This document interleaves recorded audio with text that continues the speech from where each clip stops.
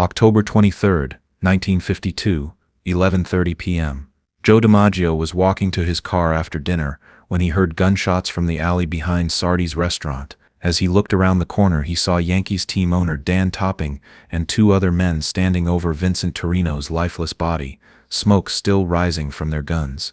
The moment they spotted Joe watching them, the most powerful man in baseball pointed at him and smiled coldly. What Joe witnessed that night turned him into their next target, and the conspiracy that followed reached the highest levels of baseball. This is the story of how Joe DiMaggio accidentally witnessed a murder that changed his life forever, why the most powerful people in sports tried to silence him, and how he fought to expose a conspiracy that could have destroyed America's favorite pastime. It started with an ordinary dinner, October 23, 1952. Joe DiMaggio had just finished eating alone at Sardi's restaurant in Manhattan. It was a Thursday night, and Joe often went to Sardi's because they served good Italian food and the staff respected his privacy. Joe was 37 years old and had retired from baseball 1 year earlier. His playing days were over, but he was still the most famous athlete in America. Everywhere he went, people recognized him and wanted autographs.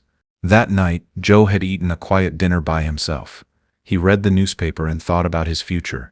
He was considering several business opportunities, including a possible job as a television baseball commentator. Around 11:15 p.m., Joe paid his bill and left the restaurant. Sardi's was located in the theater district, and even on a Thursday night, the streets were busy with people going to shows and restaurants. Joe had parked his car 3 blocks away on a side street. As he walked toward his car, he noticed that the streets became quieter and darker. Most of the theaters had already finished their evening shows. Joe was wearing a gray suit and a black overcoat. It was a cool October evening, and he walked quickly to stay warm. He was thinking about calling his brother Dom when he got home. As Joe turned onto 46th Street where his car was parked, he heard 2 loud sounds that made him stop walking immediately. Bang! Bang! The sounds came from the narrow alley that ran behind Sardi's restaurant. Joe recognized the sounds as gunshots. He had served in the army during World War II and knew what guns sounded like. Joe's first instinct was to walk away quickly and avoid trouble. He was a private person who didn't like getting involved in other people's problems, but curiosity got the better of him. Joe walked quietly toward the alley entrance. The alley was dark, but there was enough light from the street lamps to see what was happening. As Joe peered around the corner of the building, he saw something that made his heart stop. 3 men in expensive suits were standing in the alley. One of them was holding a smoking gun. On the ground between them was a man's body. Joe recognized 2 of the 3 men immediately. The man with the gun was Dan Topping, the owner of the New York Yankees.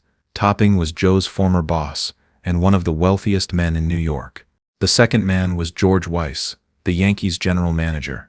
Weiss was the man who had negotiated Joe's contracts and made all the important decisions about the team. Joe didn't recognize the third man, but he was dressed like the others in an expensive suit and tie.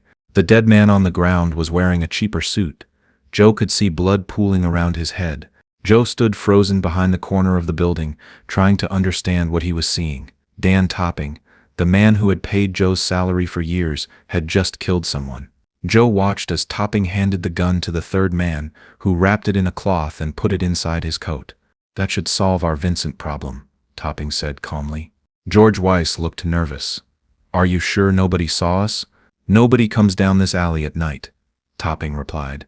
"We'll be fine." Joe realized that the dead man must be Vincent Torrino. Joe had heard that name recently but couldn't remember where. Then Joe remembered. Vincent Torrino was a businessman who had been asking questions about illegal gambling in baseball. There had been articles in the newspapers about Torrino's investigation into whether some baseball games were being fixed by gamblers. Joe felt sick to his stomach. He was witnessing a murder that was connected to corruption in baseball. Joe knew he should leave immediately and pretend he had never seen anything. But as he started to back away from the alley, he accidentally kicked a small stone. The stone made a scraping sound against the sidewalk. All 3 men in the alley immediately looked toward the sound. Dan Topping stared directly at Joe DiMaggio. "Well, well," Topping said with a cold smile. "Look who's here." Joe felt panic rising in his chest. He had been caught witnessing a murder by some of the most powerful men in baseball. George Weiss looked terrified when he saw Joe. "Oh God, Dan, it's Joe DiMaggio." The third man reached inside his coat, probably for another gun. but Topping held up his hand to stop him. "There's no need for that," Topping said calmly. "Joe is a smart man. He knows how to keep his mouth shut." Topping walked slowly toward Joe, who was still standing at the corner of the alley. "Joe, my friend," Topping said in a friendly voice that didn't match the coldness in his eyes, "you picked a bad night for a walk." Joe didn't know what to say. His mind was racing, trying to figure out how to get out of this situation alive. "I didn't see anything," Joe said quietly. Topping laughed. "Of course you didn't.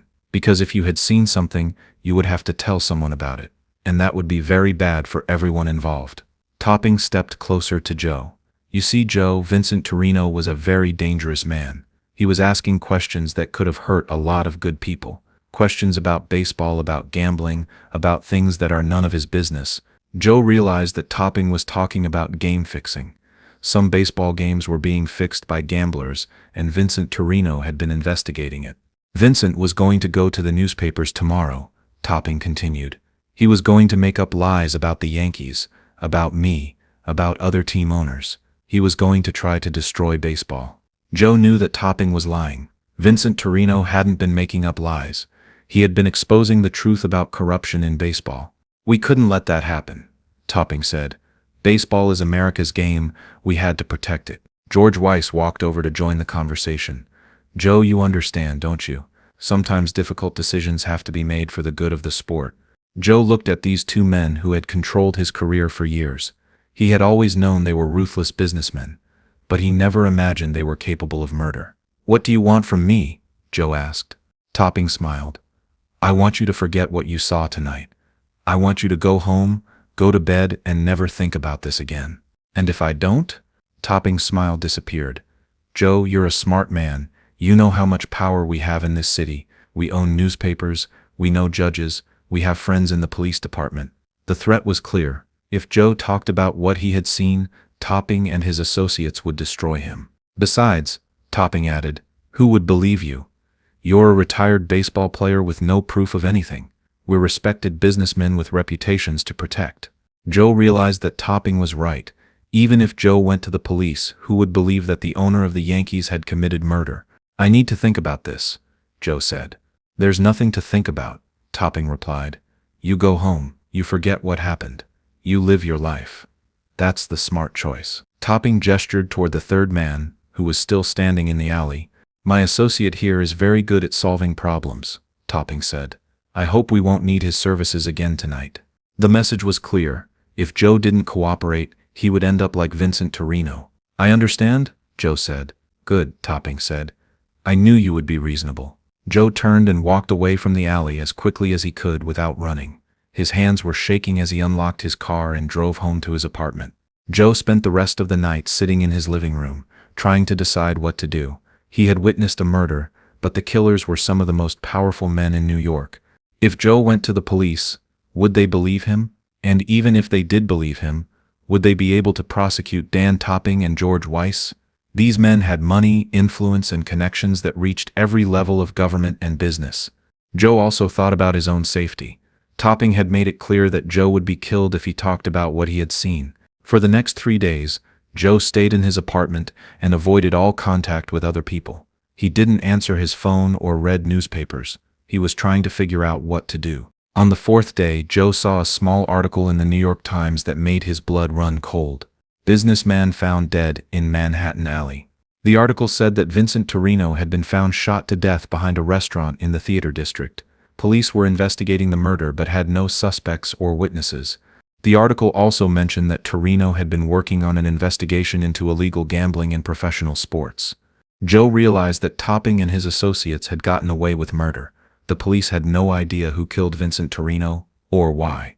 That evening, Joe's phone rang. When he answered it, he heard Dan Topping's voice. "Hello, Joe. I hope you're doing well." Joe's hands started shaking. "What do you want?" "I just wanted to check on you," Topping said, in a friendly tone. "I heard you haven't been out of your apartment in a few days.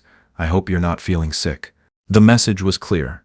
Topping knew where Joe lived, and his men were watching him. "I'm fine," Joe said. "That's good to hear," Topping replied. "I also wanted to let you know that we appreciate your discretion about recent events. It shows real character." Topping paused before continuing. "Joe, I've been thinking. You're a young man with a lot of life ahead of you. It would be a shame if something happened to cut that life short." "Is that a threat?" Joe asked. "Of course not," Topping said with false warmth. "I'm just saying that accidents can happen to anyone, even famous baseball players, car accidents, robberies, heart attacks. Life is unpredictable." Joe got the message. If he talked about the murder, Topping would have him killed. "I understand," Joe said. "I knew you would," Topping replied. "Have a good evening, Joe." After Topping hung up, Joe sat in his apartment feeling trapped and scared. He was being threatened by powerful men who had already committed murder. Joe decided he needed help, but who could he trust? The next day, Joe called his brother Dom, who lived in California. Dom had also been a professional baseball player and was one of the few people Joe trusted completely. Joe drove to a payphone 3 blocks from his apartment to make the call. He was worried that his home phone might be tapped. "Dom, I need to see you," Joe said when his brother answered. "What's wrong?" Dom asked. "You sound scared." "I can't talk about it on the phone. Can you come to New York?" Dom could hear the urgency in Joe's voice. "I'll catch a flight tomorrow." 2 days later, Don DiMaggio arrived in New York. Joe picked him up at the airport and drove to a small diner in Queens where they could talk privately. Joe told Dom everything he had witnessed. He described the murder, the threats, and his fear for his own life. Dom listened to the entire story without interrupting. When Joe finished, Dom sat quietly for several minutes. "This is bigger than just you, Joe," Dom finally said. "If these men are fixing baseball games, they're cheating millions of fans who love the sport." "I know," Joe replied. "But what can I do? They'll kill me if I talk." Dom thought carefully before answering. "Maybe we can find another way to expose them without putting you in danger." Over the next week, Dom stayed in New York and helped Joe develop a plan. Instead of going to the police directly, they would try to find evidence of the gambling conspiracy that Vincent Torrino had been investigating. Joe and Dom spent days visiting sports writers, former players, and other people who might know about corruption in baseball. They asked careful questions without revealing what Joe had witnessed. Slowly, a picture emerged of a widespread conspiracy involving several team owners, gamblers, and corrupt officials. According to their sources, certain games were being fixed to ensure specific outcomes that benefited gamblers. The team owners were receiving payments for their cooperation. Dan Topping was apparently one of the leaders of this conspiracy. Vincent Torrino had discovered evidence of the scheme and was planning to expose it before he was killed. Joe and Dom realized they had stumbled onto one of the biggest scandals in sports history. "We have to do something," Dom said. "We can't let these criminals continue cheating fans and destroying baseball." Joe agreed, but he was still worried about his safety. "How do we expose them without getting killed?" Doom had an idea. "What if we find a reporter who's brave enough to investigate this story? Someone who can't be bought or intimidated." After some research, they decided to approach Mike Sullivan, a sports reporter for the New York Herald-Tribune. Sullivan had a reputation for honesty and had written several articles exposing corruption in other sports. Joe and Dom arranged to meet Sullivan at a small restaurant in Brooklyn. They chose a public place where they would be safe from Topping's associates. Sullivan listened carefully as Joe described what he had witnessed. The reporter asked detailed questions and took notes. "This is an incredible story," Sullivan said when Joe finished. "But I need proof. Your testimony alone won't be enough to convict these men." "What kind of proof?" Dom asked. "Documents, recordings, other witnesses," Sullivan replied. "Something concrete that shows this conspiracy exists." Joe realized that getting proof would be dangerous. He would have to investigate Topping and his associates without them knowing. But Joe also realized that he couldn't live in fear for the rest of his life. If he didn't take action, Topping and his co-conspirators would continue cheating fans and threatening anyone who opposed them. "I'll help you get proof," Joe told Sullivan. Over the next month, Joe carefully investigated the gambling conspiracy. He used his baseball connections to gather information about suspicious games and questionable decisions by team owners. Joe was extremely careful not to let anyone know what he was doing. He varied his routines and used different payphones. Slowly, Joe collected evidence of game fixing.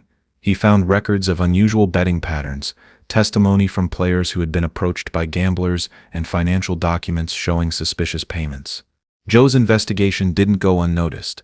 One evening in December 1952, Joe found that someone had broken into his apartment.